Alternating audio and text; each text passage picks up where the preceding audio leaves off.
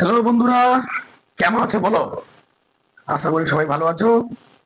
চলো আজকে আরেকটা টেন্সের পার্ট 4 নিয়ে তোমাদের সামনে, যেটা প্রেজেন্ট পারফেক্ট কন্টিনিউয়াস টেন্সের উপরে বেসড, তোমাদের সামনে নিয়ে উপস্থিত হয়ে গেছি। চলো তাহলে সময় নষ্ট না করে আমি মেন কোথায় আসি। দেখো, এর আগে যে তিনটা টেন্স করেছি আমরা, সিম্পল প্রেজেন্ট, প্রেজেন্ট কন্টিনিউয়াস আর প্রেজেন্ট পারফেক্ট। আশা করি তোমরা মোটামুটি ভালো আইডিয়া পেয়ে গেছো যে টেন্স কি, কোথায় লাগে, টেন্স ছাড়া কি করতে পারবো না, তাই না? টেন্স থাকলে আমরা আর কত এগোতে পারবো, সবকিছু তোমরা টেন্সের গুরুত্বটা বুঝতে পেরেছো, তাই তো? এবার টেন্সের যে পার্ট 4, যেখানে প্রেজেন্ট পারফেক্ট কন্টিনিউয়াস টেন্সটা আছে, এটা ভালো মতন বুঝুন। দেখো, এর আগে যে তিনটা টেন্স করেছিল প্রত্যেকটা টেন্সের কিন্তু আমি পরিচয় লিখিয়েছি, তাই না? এই পরিচয় দিয়ে তো বুঝবে যে তোমার বাংলা বাক্যটা সেটা কোন টেন্সের, সেইটা বুঝে তো ওই টেন্সের রুল দিয়ে তুমি বানাবে, সে অ্যাফার্মেটিভ বা নেগেটিভ বা ইন্টারোগেটিভ যা হোক, তাই না? কিন্তু আগে বুঝতে তো হবে যে বাক্যটা কোন টেন্সের আছে, কারণ টোটাল 12খানা টেন্স আছে। তুমি সবাইকে তো একটা রুলে বানাতে পারবে না। সারাদিনে যে আমরা এত কথা বলি, যদি আমরা লেখি, বলি, পড়ছি, যা করতেছি, সব তো আর একটা টেন্সের উপরে থাকে না, না? কিন্তু এই 12খানা টেন্সের মধ্যে থাকবে, এইটুক শিওর। তাই তোমাকে 12টা টেন্সই ভালোভাবে জানতে হবে, এবং তার পরিচয়টা খুবই ইম্পর্টেন্ট। এইটাই তোমাকে বলবে যে বাক্যটা কোন টেন্সের রুল দিয়ে বা কোন টেন্সের রুল ইমপ্লিমেন্ট করলে সেটা স্ট্রাকচার অনুযায়ী বানানো হবে। ক্লিয়ার? দেখো, এবার এবার সব টেন্সের রুল জানতে পারলে। সিম্পল প্রেজেন্টে কি ছিল? কোনো কাজের অভ্যাস বোঝাইতো, কোনো কাজ করার অভ্যাস। প্রেজেন্ট কন্টিনিউয়াস কি ছিল? কাজটা এখনই হচ্ছে। প্রেজেন্ট পারফেক্ট কি ছিল? যে কাজটা কিছুক্ষণ আগে জাস্ট ইতিমধ্যে হয়েছে এবং তার প্রভাবটা বর্তমানে রয়েছে, সেটা প্রেজেন্ট পারফেক্ট। তিনটাই হয়ে গেল। এবার 4 নম্বর হচ্ছে প্রেজেন্ট পারফেক্ট কন্টিনিউয়াস। তুমি নামটা দেখে বুঝতে পারছো এখানে পারফেক্ট রয়েছে, আবার কন্টিনিউয়াস রয়েছে। মানে এই টেন্সটা প্রেজেন্ট পারফেক্ট এবং প্রেজেন্ট কন্টিনিউয়াস দুইটা টেন্স মিলিয়ে তখন প্রেজেন্ট পারফেক্ট কন্টিনিউয়াস টেন্স হয়েছে। এবার যদি দুটো টেন্স মিলে এই টেন্সটা তৈরি হয়ে থাকে, তার মানে সেখানে অবশ্যই প্রেজেন্ট পারফেক্ট এবং প্রেজেন্ট কন্টিনিউয়াস এর কিছু না কিছু তার মেম্বার্স থাকবে, তার বৈশিষ্ট্য থাকবে এখানে, তাই কি না? দেখে নিন, দেখো ভালো মতো পরিচয় ধরে কি বলছে। এই টেন্সের বাক্য দ্বারা বোঝায় যে কোনো কাজ অতীতে শুরু হয়েছে, অতীত মানে যেটা হয়ে গেছে, অতীতে শুরু হয়েছে এবং এখনো এখনো মানে বর্তমানেও অতীতে শুরু হয়ে গেছে আর বর্তমানেও চলছে। ক্লিয়ার? শেষ হয় নাই কিন্তু। যদি অতীতে কমপ্লিট হয়ে গিয়ে থাকে তাহলে তো তার প্রেজেন্টের সঙ্গে কোনো লিঙ্কই থাকবে না, তাই না? এই জন্য অতীতে শুরু হয়েছিল, আরম্ভ হয়েছিল, এখনো চলছে, শেষ হয়নি। ওকে, ঠিক আছে? অতীতে শুরু হয়েছে কোনো কাজ, এখনো চলছে, এবং মাথায় রাখবে এর বাক্যতে সময়ের চর্চা অবশ্যই করা হয়। মাথা রাখবে, সময় না থাকলে কিন্তু গন্ডগোল, সময় লাগবেই। এবার সরাসরি সময় যদি নাও দিয়ে থাকে, কোনো একটা এমন শব্দ দেওয়া থাকবে যে বুঝতে পারবে হ্যাঁ এটাই একটা টাইম ইন্ডিকেট করছে, তাহলে সে ডাইরেক্টলি বা ইনডাইরেক্টলি সময় থাকবেই এখানে। বুঝতে পারলে? কিন্তু সময় 90% থাকবেই। তাহলে কি বললাম? যদি কোনো কাজ অতীতে শুরু হয়ে থাকে, এখনো চলছে, এবং সেখানে সময় দেওয়া আছে, সেটা হচ্ছে প্রেজেন্ট পারফেক্ট কন্টিনিউয়াস। এবার দেখো, আমি একটু আগে বললাম কন্টিনিউয়াস আছে, তার মানে কাজটা চলছে, রানিং। কন্টিনিউয়াস মানে কি হয়? কাজ চলছে এবং ভার্বের সঙ্গে আইএনজি হবে। কন্টিনিউয়াস থাকলে ভার্বে আইএনজি হতেই হবে। দেখো উল্টা করতে, আমি এখানে ভার্বের সঙ্গে আইএনজি দিয়েছি কারণ কন্টিনিউয়াস আছে, কন্টিনিউয়াস থাকলে ভার্বের সঙ্গে আইএনজি হবেই হবে। বুঝতে পেরেছো? আচ্ছা, যেহেতু প্রেজেন্ট পারফেক্ট বলেছি, দেখো পারফেক্ট থেকে এর সাহায্যকারী ক্রিয়া নেওয়া হলো, হ্যাভ বা হ্যাজ। ভার্বের সাথে আইএনজি নেওয়া হলো কন্টিনিউয়াস থেকে। তারপরে বিনটা এর নিজস্ব আছে, মানে একটু বুঝে নাও, তাই না? তার মানে এর রুল কি হচ্ছে? সাবজেক্ট হ্যাভ বা হ্যাজ, তারপরে বিন, তারপরে ভার্বের সঙ্গে ING, and then object, for বা সিন্স, তারপরে টাইম। আচ্ছা, এই সাবজেক্ট, সাহায্যকারী ক্রিয়া, বিন, ভার্বে, আইএনজি, অবজেক্ট, একটু তো তোমরা আগে থেকে পরিচিত রয়েছো, জানোই। শুধু নতুন একটা ফোর বা সিন্স আসলো, তাই না? আচ্ছা, বিনের ব্যাপারটা বলে দিই। বিনটা তোমার থাকবে এখানে প্রেজেন্ট পারফেক্ট কন্টিনিউয়াস টেন্সে, বিনের পরে ভার্বের সঙ্গে আইএনজি হবে, ঠিক আছে?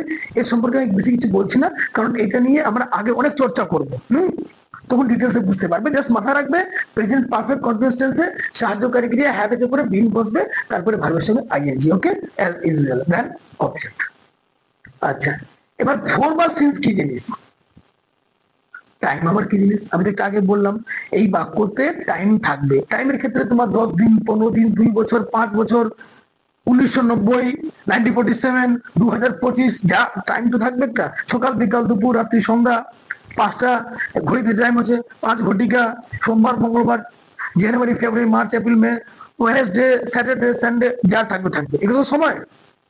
তো এখানে সময় যেটা থাকবে ওই সময়টা বসাই দিবা। এবার তোমার মেন কনফিউশন রয়েছে ফোর বা সিন্সে, কোথায় ফোর বসবে এবং কোথায় সিন্স বসবে। দেখো, এটা একটা প্রেপোজিশন, তাই তো?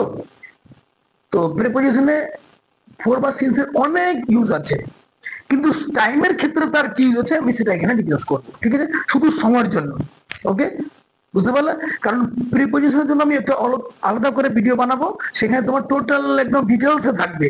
আর শুধু একটা না, প্রিপোজিশনটা অনেক বড় একটা টপিক, তার উপরে কয়েকটা ভিডিও বানাতে হবে আমাকে, বুঝতে পারলেন? তা এখানে আমরা ফোর বা সিন্স টাইমের ক্ষেত্রে কিভাবে ব্যবহার করা হয় জেনে নিব আমরা। দেখো, মাথা রাখবে, ফোর বা সিন্স দুটা মানে কিন্তু থেকে বা ধরে হয়, সময়ের আগে, থেকে বা ধরে। এবার সিন্স কোথায় ব্যবহার করব? সিন্স ব্যবহার করবো আমরা পয়েন্ট অফ টাইমের ক্ষেত্রে। পয়েন্ট অফ টাইম মানে একটা নির্দিষ্ট সময়, যদি কোনো কাজ একটা নির্দিষ্ট সময়তে শুরু হয়ে থাকে, স্টার্টিং টাইমটা, সিম্পল ভাষায় বুঝো, স্টার্টিং টাইমটা কোন সময়তে কাজটা শুরু হয়েছে। সে ঘড়ির টাইম হতে পারে, দিনের নাম সানডে, মানডে, টিউসডে, বা বছর কোন বছর, 2022, 2023, 2019, 20, whatever, বা মাসের নাম হতে পারে জানুয়ারি টু ডিসেম্বর, যে কোনো জিনিস হতে পারে, হ্যাঁ, সকাল, বিকাল, দুপুর, সন্ধ্যা, এটাও সময়ের নাম। মানে নির্দিষ্ট যদি সময় দেওয়া থাকে তাহলে আমরা সেন্স ইউজ করবো। ক্লিয়ার? নির্দিষ্ট সময় মানে মাথা রাখবা, নির্দিষ্টতা বোঝানোর জন্য সবাইকে একটা নাম দেওয়া হয়, একটা নেম থাকে সবার। যেমন মাসের নাম জানুয়ারি, ফেব্রুয়ারি, মার্চ, এপ্রিল, দিনের নাম সানডে, মানডে, টিউসডে, সোমবার, মঙ্গল, বুধ, বৃহস্পতি, আছে না? বছরের নাম কি হচ্ছে 2002, 2003, 1945, এগুলো নাম তো। তাহলে সময়ের একটা নাম থাকে, নামের জন্য আমরা এটাকে নির্দিষ্ট করতে পারি। তাই যখন সময়ের নাম দেওয়া থাকবে, দিনের নাম, বছরের নাম, তখন আমরা সিন্স ইউজ করি। ক্লিয়ার? আমি এক্সাম্পল লিখেছি, সিন্স 5 o'clock। 5 o'clock মানে 5টি ঘটিকা। আচ্ছা, 5 o'clock, দেখো ওর উপরে একটা অ্যাপোস্ট্রফি চিহ্ন আছে না, তারপরে এখানে একটা লেটার গাইব আছে, সেটা হচ্ছে অফ। মাথায় অনেকেই কিন্তু কনফিউজ হয় এর মানে কি, জিজ্ঞাসা করলে জানবা। যাক, 5 o'clock মানে 5 o'clock, এই ওটা কিন্তু অফ, ঠিক আছে? 5 o'clock, ক্লিয়ার? আচ্ছা, তাহলে 5টি ঘটিকা, যদি ঘড়ি টাইম থাকে তাহলে সিন্স ইউজ করবো। সিন্স মানডে, সোম, মঙ্গল, বুধ, দিনের নাম থাকলে সিন্স। সিন্স জুলাই, মাসের নাম থাকলে সিন্স। 2005, 15, 2010, বছরের নাম। সিন্স মর্নিং, সকাল, দুপুর, বিকাল, সন্ধ্যা, রাত্রি, এগুলো তো ফিক্স টাইম। যদি আমি বলি কালকে সকাল 7টার সময় পড়তে আসবে, তার মানে কি তুমি সন্ধ্যা 7টার সময় আসবে? না, তুমি সকাল আসবে, কারণ তুমি জানো সকালটা কোন সময়টাকে বলা হয়, তার মানে নির্দিষ্ট একটা সময় আছে সকাল, এই জন্য এটাকে সিন্স ব্যবহার করবো এখানে, ঠিক আছে? এবার চলে আসবো ফোর। ফোর মানে অনির্দিষ্ট সময়, সিন্স মানে নির্দিষ্ট সময়। ক্লিয়ার না? তো অনির্দিষ্ট মানে যদি সময়ের নাম দেওয়া না থাকে, আর ফোর হবে তোমার কোথায় বলবে পিরিয়ড অফ টাইম। আচ্ছা, এবার পিরিয়ড অফ টাইম মানে কি? ডিউরেশন। সিন্স মানে কি? পয়েন্ট অফ টাইম, মানে স্টার্টিং সময়টা, ঠিক কটা সময়, ঠিক কোন সময়তে কাজটি শুরু হয়েছে, ওই যে অ্যাবজেক্ট যে টাইমটা, তার নাম থাকবে, সেটা হচ্ছে starting time, point of time, নির্দিষ্ট সময় বা নিশ্চিত সময়। অনিশ্চিত সময় বা অনির্দিষ্ট সময় মানে এটা কাজটা চলছে, কত দিন ধরে চলছে, কত ঘন্টা ধরে চলছে, ডিউরেশন থাকবে, তাই না? একটা অবধি থাকবে, বুঝছো? অবধি মানে কাজটা চলছে, যতটুকু চললো ওই সময়টাকে বলা হয় আমাদের ডিউরেশন, পিরিয়ড অফ টাইম। এখানে কিন্তু দিনের নাম, কোনো নাম থাকবে না, জাস্ট নর্মাল টাইম থাকবে। যেমন যদি বলি 5 ঘন্টা, 5 ঘন্টা বললাম রাম 5 ঘন্টা ধরে ফুটবল খেলছে, এটা 5 ঘন্টা ধরে খেলছে 5 ঘন্টা মানে ঘড়ির টাইম তো নাই, 5 ঘন্টা এটা ডিউরেশন, তাহলে এখানে 4 বসবে। যদি বলি সে 2 দিন ধরে অসুস্থ, 2 দিন, 2 দিন বলেছি, কোন দিন? দিনের তো নাম নাই, সানডে মানে টিউসডে কিছু তো নাম নাই, যেহেতু দিনের নাম নেই, শুধু নর্মালি 5 দিন, 10 দিন, 15 দিন, 20 দিন, তাই 4 বসবে। 10 বছর ধরে, 10 বছর বললাম, কিন্তু কোন বছরটা, 2003 থেকে না 2005, এটা তো একজ্যাক্ট সময় দেওয়া নেই, সেখানে 4 বসবে। তার মানে কি বুঝলা, যদি সময় অনির্দিষ্ট থাকে, সময়ের কোনো নাম না থাকে, সেই ক্ষেত্রে আমরা 4 ইউজ করবো। ওকে, এটা বেসিক্যালি সব সংখ্যাতেই থাকে, 2, 3, 5, 6, 7 এরকম, বা ফর এ লং টাইম, অনেক দিন ধরে, দিন এটা তো আরো কোনো ফিক্স নেই, for a long time. Clear না? তাহলে এইসব ক্ষেত্রে আমরা 4 ইউজ করবো। তা নির্দিষ্ট থাকলে আমরা সিন্স, যদি নির্দিষ্ট না থাকে, সময়ের নাম না দেওয়া থাকে, তাহলে 4 ইউজ করবো। ক্লিয়ার? আচ্ছা, যদি নেগেটিভ হয় তাহলে নোট বসবে। এর আগেও তো অনেকবার করেছো, নেগেটিভের নোট কোথায় বসবে? সবসময় নোট সাহায্যকারী ক্রিয়ার পরে বসে। সাহায্যকারী ক্রিয়া আছে এখানে হ্যাভ বা হ্যাজ, তাহলে এখানে নোট বসে দিব, ডান। আর কিছু নাই। যদি ইন্টারোগেটিভ থাকে, তাহলে এই হেল্পিং ভাবটা সাবজেক্টের আগে আসবে। তারপরে আরেকটা আছে কি, ডাব্লিউএস দিয়ে, তার আগে ডাব্লিউ বসবে। এটা তুমি ভালো মতন জানো, সবাই জানো। এর নেগেটিভ আর ইন্টারোগেটিভটা করে আমাকে দেখাবে, অসুবিধা হলে কমেন্ট করবে। ওকে, তাহলে 2-3টে এক্সাম্পল দিয়ে বুঝে নিই এটাকে আমরা। মাথা রাখবে কিন্তু, বারবার বলে দিচ্ছি, এই টেন্সের পরিচয়টা খুব ইম্পর্টেন্ট, এটা না বুঝতে পারলে প্রবলেম। যদি সময় না দেওয়া থাকে, তাহলে সেটা প্রেজেন্ট কন্টিনিউয়াস হয়ে যাবে। সময় থাকলে প্রেজেন্ট পারফেক্ট কন্টিনিউয়াস। যদি বলি আমি ভাত খাচ্ছি, এটা কন্টেন্স, এটা প্রেজেন্ট কন্টিনিউয়াস, কারণ ভাত খাচ্ছি, কাজটা এখন হচ্ছে, এখানে সময়ের কোনো চর্চা নাই। কিন্তু যদি বলি আমি 2 ঘন্টা ধরে ভাত খাচ্ছি, তাহলে প্রেজেন্ট পারফেক্ট কন্টিনিউয়াস, কারণ এখানে সময় চলে আসলো। ক্লিয়ার? চলো, তাহলে সময় না থাকলে প্রেজেন্ট কন্টিনিউয়াস, যদি সময় থাকে তাহলে প্রেজেন্ট পারফেক্ট কন্টিনিউয়াস। ক্লিয়ার? তাহলে বাক্যটা করে নি, শোনো। তাহারা সকাল থেকে মাঠে কাজ করছে, তাই তাহারা সকাল থেকে মাঠে কাজ করছে। সাবজেক্টকে তাহারা, তাহারা ইংলিশ কি হয়? দে। তারপরে রুল কি আছে, হ্যাভ বা হ্যাজ, কি বসবে এর সাথে? হ্যাভ বসবে। এটা তোমার আগে থেকে জানো, হ্যাভ বসবে। দে হ্যাভ, তারপরে বিন। দেখো, রুলের মধ্যে যা আছে আমি পরপর সেটাই এখানে বসাচ্ছি। দে হ্যাভ বিন, ভার্বের সঙ্গে আইএনজি কি আছে? কাজ করছে, কাজ করা, working. They have been working, they have been working মানে তারা কাজ করছে, মানে কাজ করে আসতেছে অনেকক্ষণ ধরে। They have been working. Object কি আছে? দেখো দেখো দেখো, মাঠে। মাঠে মানে মাঠে, এ থাকলে ইন হয় না, এটা preposition. In the field, they have been working in the field, তারা মাঠে কাজ করছে। কত সময় দেওয়া আছে? সকাল থেকে। যদি এই সকাল সময়টা যদি না থাকতো, যদি থাকতো কি, তাহারা মাঠে কাজ করছে, তাহলে এটা প্রেজেন্ট কন্টিনিউয়াস টেন্স। কিন্তু যে সময় চলে আসতো সকাল থেকে, তাহলে এটা প্রেজেন্ট পারফেক্ট কন্টিনিউয়াস। তখন এই রুলটা ইমপ্লিমেন্ট করবো। বুঝতে পেরেছো? সময়টা এখানে খুব গুরুত্বপূর্ণ ভূমিকা পালন করছে, সময়টাকে নিয়ে ফোকাস করবে। ঠিক আছে? So they have been working in the field, সকাল থেকে। এবার সকাল তো সময় আছে, কি সময় আছে? সকাল কি নির্দিষ্ট করা আছে না অনির্দিষ্ট করা থাকে? অবশ্যই নির্দিষ্ট আছে, তাহলে কি বসবে? সিন্স বসবে। দেখুন লিখেছি আমি সিন্স মর্নিং, তাহলে কি লিখবো আমরা?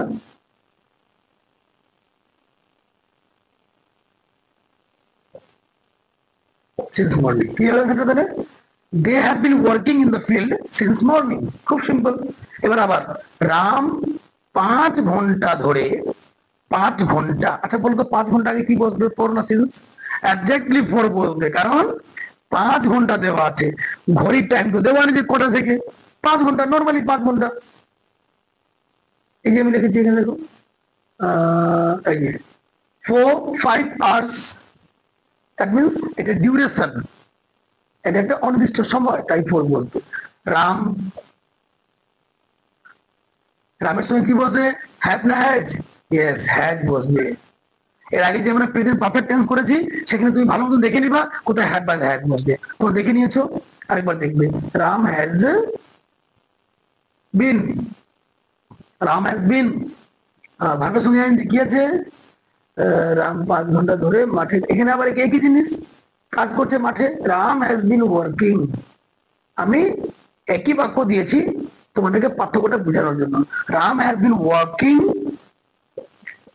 ইন দ্য ফিল্ড, এখানে ফোর বসবে। এখানে যেমন সিন্স বসছিল, কারণ সকাল মানে নির্দিষ্ট সময়, কিন্তু এখানে 5 ঘন্টা অনির্দিষ্ট, তাই ফোর বসে। 4 5 আওয়ার্স, ঠিক আছে, 5 আওয়ার্স। চলো এবার নেক্সট। আমি বুধবার থেকে স্কুলে যাচ্ছি না। সময় কি আছে? বুধবার। তাহলে সময় দেওয়া আছে, দ্যাট মিনস এটা প্রেজেন্ট পারফেক্ট কন্টিনিউয়াস। যদি সময় না থাকতো তাহলে প্রেজেন্ট কন্টিনিউয়াস হতো, তখন এম ইজ আর ইউজ করতাম, এই হ্যাভ হ্যাজ বিন আর ইউজ করা যাবে না। Clear?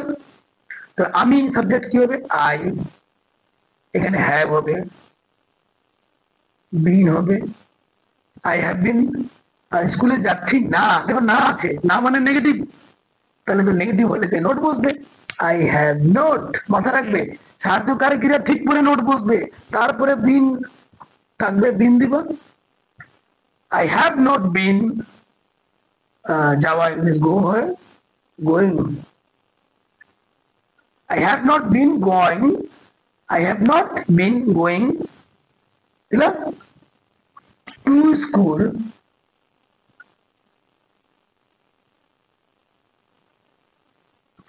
I have not been going to school. কবে থেকে? বুধবার থেকে। বুধবার মানে ওয়েডনেসডে, ওয়েডনেসডে কি আছে? ফিক্স টাইম আছে। কবে থেকে? বুধবার থেকে। তার মানে এটা নির্দিষ্ট সময় আছে, স্টার্টিং পয়েন্ট, তাই না? এই যে পয়েন্ট অফ টাইম, সিন্স বসবে। আরে দিনের নাম আছে না, ওটা সময়ের নাম থাকলে তো সিন্স করবে না। Since Wednesday.